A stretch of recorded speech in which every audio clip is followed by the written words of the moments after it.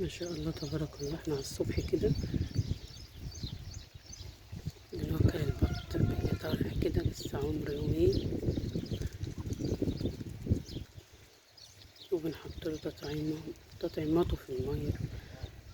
التطعيم بتاعه بتاع أول أسبوع في المية محطوط كده. ما شاء الله تبارك الله. بسم الله الرحمن الرحيم. اللهم صل وسلم وبارك عليك يا رسول الله.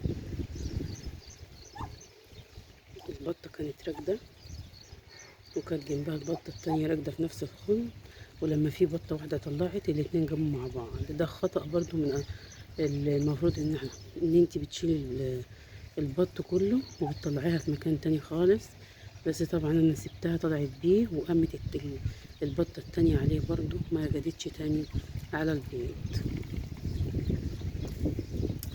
مش عارفة ايه الحل بقى، لو حد عنده اي حل يعني.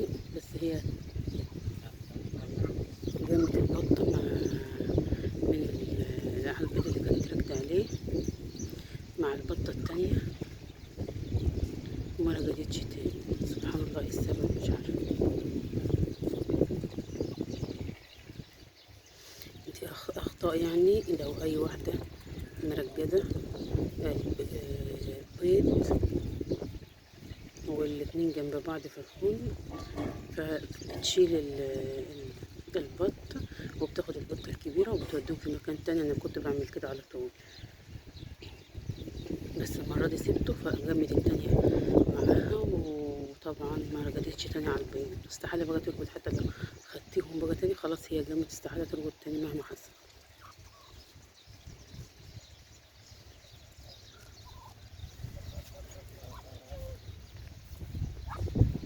انا عايزة لايك، وعايزة تشتركوا في قناتي وتدعموني، عشان انا بجد محتاجة للقناة ومحتاجة لدعمكم.